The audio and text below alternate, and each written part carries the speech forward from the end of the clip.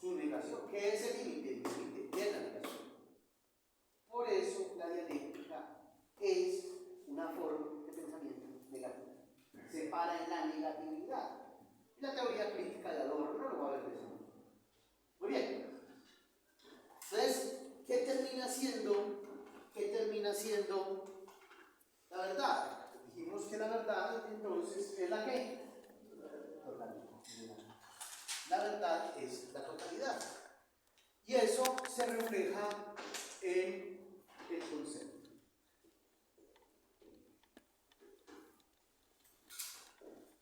De ahí que Hegel entonces tenga que ser crítico con esa tradición de la que hemos venido hablando.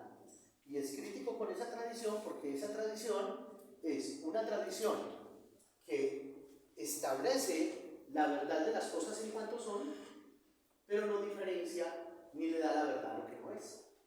Cuando usted coge, por ejemplo, en el pensamiento occidental, la metafísica de Aristóteles es ciencia del ser en cuanto es. ¿Sí? Ciencia del ser en cuanto es, no en cuanto no es. Y es que también nosotros tenemos el no ser. El no ser es aquello que yo no soy. Pero que gracias a que yo no lo soy es que yo me afirmo. Hegel, por supuesto, ya en la figura de la autoconciencia, uno de los documentos que siguen, lo que va a mostrar es que no basta con el encontrarme yo con el otro y diferenciarlo, sino que la diferenciación implica el reconocimiento.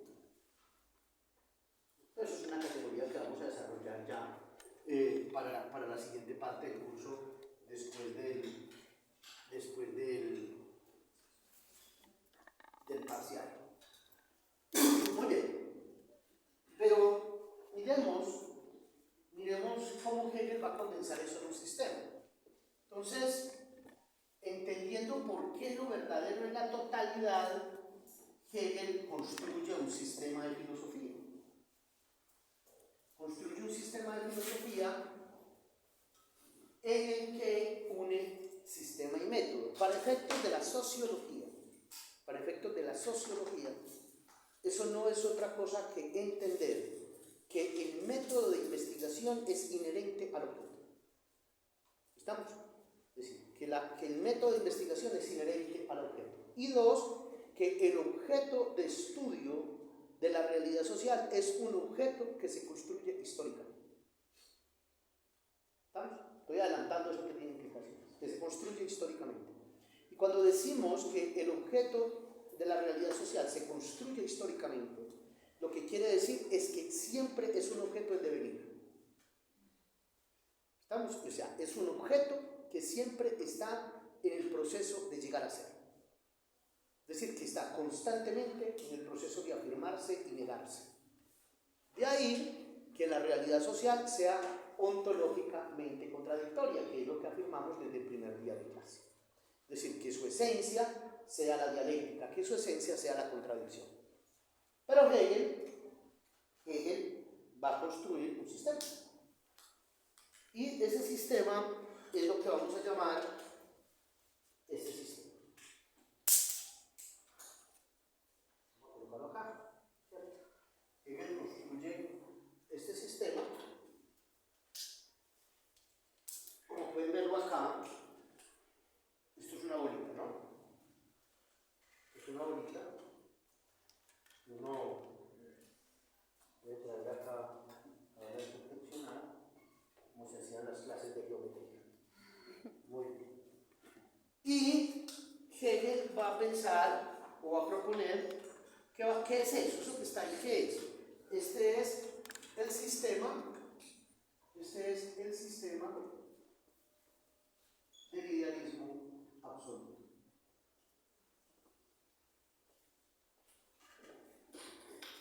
Recuerden esto. Hay una premisa fundamental, la verdad es el todo. ¿Estamos? Y el punto más alto del conocimiento es el concepto. ¿Estamos?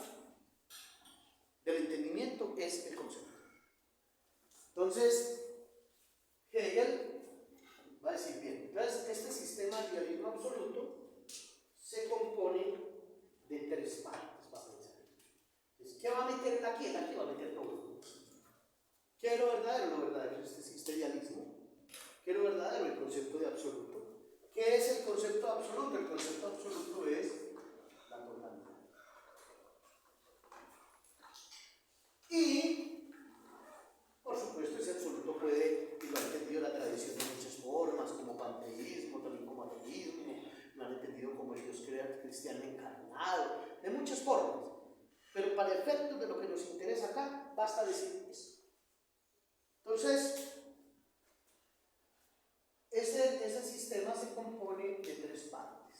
La primera, está muy grande, me queda aquí espacio para la otra. La segunda es esta. Y la tercera es esta.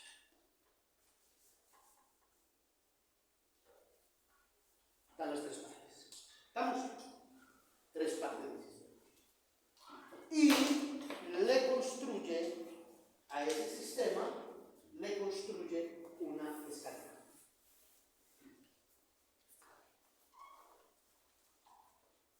¿Estamos?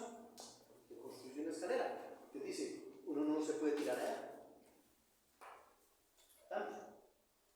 ¿Y qué es esta escalera? Esta escalera es una mediación.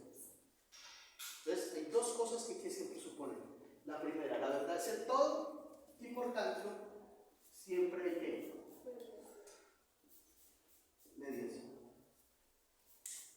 Ya explicaré ese concepto. ¿Estamos? Bueno, entonces, esta primera parte es la lógica.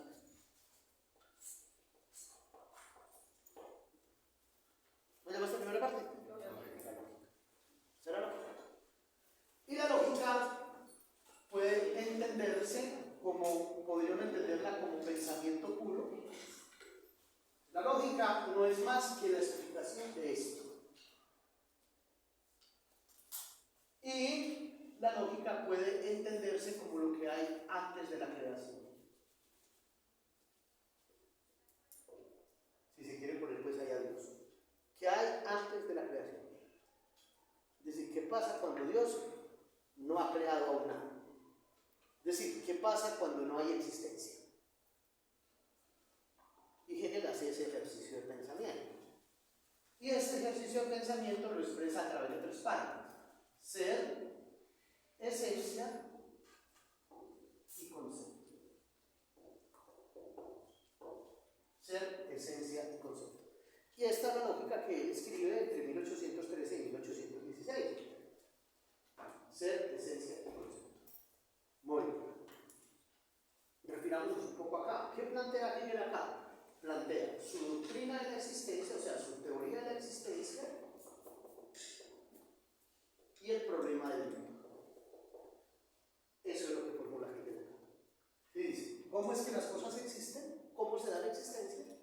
Y dos, plantea el problema del método, es decir, plantea cómo es que esto se produce, explica este movimiento. Y al explicar este movimiento, entonces explica cómo aparece el concepto de la lógica en el nivel del entendimiento. Un poquito enredado, ¿cierto? Pero no importa, se lo va aclarando uno. Entonces, piensen en esto, lo que Hegel va a afirmar es que pensemos, vámonos un poco a temas más conocidos por ustedes. Pensemos en San Agustín. Agustín de Hipona. ¿Saben quién es Agustín de Hipona? ¿Saben quién es o no? ¿Sí o no? Agustín de Hipona es un santo, por eso le dicen San Agustín. Y es considerado uno de los padres de la Iglesia Católica. En la época de la patrística estamos hablando del siglo III, siglo IV antes de Cristo. ¿Está?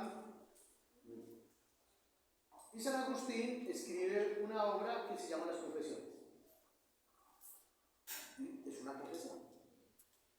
Pero hay un libro muy importante en San Agustín, que es el libro 10 de las Confesiones. Y en el libro 10 de las Confesiones, Agustín de Hipona va a desarrollar, ese se llama, el libro décimo de las confesiones se llama Tratado Filosófico sobre el Tiempo, así se llama. Y Agustín va a hablar del tiempo, porque a él le interesa saber qué es el tiempo, porque vino hablando de Dios, entonces le interesa saber qué es el tiempo. Él va a definir el tiempo en el capítulo 14 de ese libro décimo de las confesiones. En el libro 14 él va a decir que el tiempo es aquello que cuando le preguntan no sabe, pero que si no se lo preguntan él sí lo sabe, para mostrar que no hay forma de definir el tiempo porque el tiempo pasa, ¿cierto? Hegel, en el parágrafo 277 en la Enciclopedia de las Ciencias Filosóficas, va a tener una perspectiva similar. Hegel va a decir que el tiempo es aquello que mientras es, no es. Es decir, cuando usted tiene la 1 de la tarde, ya la 1 dejó de ser. Usted no ha pronunciado, no ha dicho usted, le pregunta qué hora es la 1 y ya dejó de ser la 1, de rato dejó de ser. Ya cuando las cosas han dejado de ser.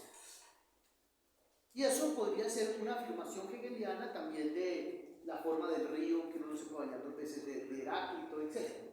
Pero me interesa Agustín. Entonces, Agustín tiene que hacer un ejercicio, es un ejercicio que uno piensa en un poco mentalmente, y es qué pasa con la relación entre el tiempo y la eternidad. ¿Qué pasa con el tiempo y qué pasa con la eternidad? ¿Y qué pasa con la historia? Por eso se dice que Agustín, la ciudad de Dios de San Agustín, es el primer gran libro de filosofía de la historia. Entonces, Agustín ha afirmado que Dios es eterno. Eso lo mete en un problema muy grave. Porque de la afirmación de Dios es eterno, Agustín tiene la idea clara de que hubo un día en que las cosas fueron creadas. Y entonces él piensa necesariamente que si X momento fue el momento de la creación, ahí empieza el tiempo. Por tanto, el tiempo tiene un inicio. El tiempo no ha sido siempre, el tiempo tiene un inicio. ¿Y por qué el tiempo tiene un inicio? Pues porque el tiempo cambia. Y si Dios es eterno, Dios no puede cambiar. Dios permanece. Entonces, como el tiempo está por fuera, el Dios está por fuera del tiempo, entonces hay un día en que empieza el tiempo, hay un momento en que empieza el tiempo, que es el momento en que las cosas son creadas, y hay un momento en que el tiempo se acaba. Y uno podría pensar, pues se acaba el día que uno se muere. No, el tiempo se acaba, dice Agustín, el día del juicio final. Es decir, el día en que ya el mundo desaparece y el mundo vacío. Pero miren, de alguna manera que el tiempo es tiempo para el hombre.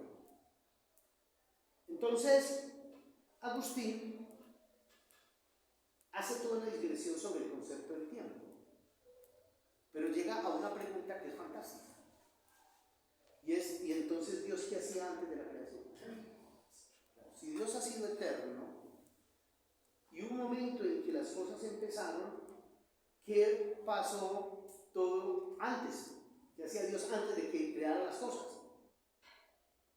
Y eso es un ejercicio muy berraco, porque usted no puede pensar, usted solo puede pensar sobre la base de la diferenciación. ¿Sí ven el ejercicio que estamos haciendo? Usted solo puede pensar en la medida en que es capaz de cualificar y cuantificar cosas, para medirlas. De resto usted no puede pensar. Piensen, si no hay nada creado, ¿qué hacía Dios antes de crear las cosas? Y la mente se le pone en blanco. No hay forma de decir nada. Entonces Agustín llega a una conclusión, es que Dios siempre ha estado creando. Entonces él mismo mete un personaje que podría ser, por ejemplo, alguien ingenuo, un canzón, y dice, pero podría suceder, él mismo piensa, que alguien me dijera, y bueno, y si Dios siempre ha estado creando ¿de qué? Y entonces diría, no, pues estaría creando de materia. Y él dice, pero si la materia existe, es porque coexiste con Dios. Entonces no puede ser que Dios haya creado la materia. Entonces para Dios crear las cosas de materia, la materia coexistiría con Él, y ya lo eterno no sería solo Él, sino que también sería la materia. Entonces no es posible. Y luego le dice, pues quizá estaría creando cosas de la nada, y llega a la conclusión de que tampoco es posible, porque si crea cosas de la nada coexiste con Dios, y lo único que hay antes de la creación es Dios. Eso es un ejercicio metafísico muy bonito.